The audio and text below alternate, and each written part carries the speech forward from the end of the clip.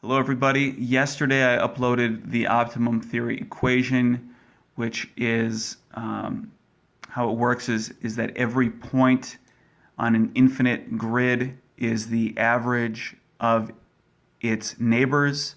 So it's a totalistic cellular automaton. I've improved it, the simulation anyway, so now you can see motion a lot better. The equation hasn't changed, but I've just improved the simulation since yesterday. This is, of course, a totalistic cellular automaton. The red represents high energy, and the less red, the less energy there is. As you can see, each point has its own energy level, and according to optimum theory, this grid is infinite, it's three-dimensional, and but all I can do is simulate in 2 dimensions. So if there's a program that's three-dimensional, a three-dimensional spreadsheet, I would love to know about it. If not, then consider this my patent pending. You're allowed 1 year after first mention to file a patent. So if anyone is seeing this, like someone at Microsoft or Amazon or Google, and would like to work with me in bringing my pending patent to existence, a three-dimensional spreadsheet, which is cube-based as opposed to square-based, let me know. Also, sorry if you hear my dog in the background.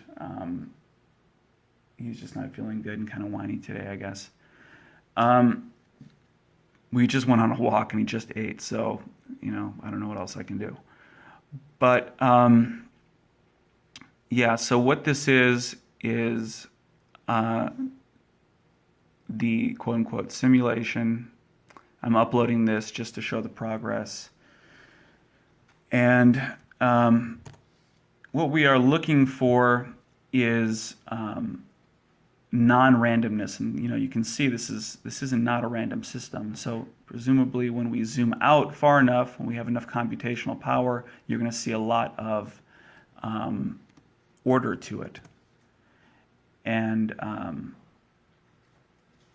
what else? Oh, so optimum theory theorizes that the universe is a perfect fluid. So it's perfect. And to be a perfect fluid, it must be infinite, because there can be no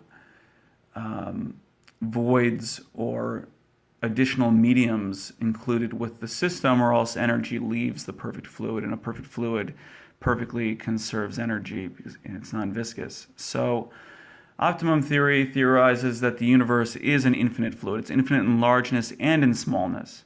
And so there's constantly energy bubbling up from the smaller, quote-unquote, dimensions. I don't like the word dimensions, but energy is constantly bubbling up, flowing upwards into our scale of reality from smaller scales of reality. So to introduce that into the system, I've added random numbers into the system.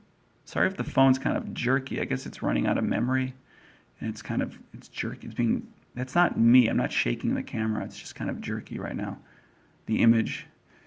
But you can see I've introduced random numbers into the system. That's to represent the unknowable variables that are small, that are below this system. Eventually we have to do this because we are finite human beings. We can only make finite machines. And probably forever we'll only be able to make finite systems.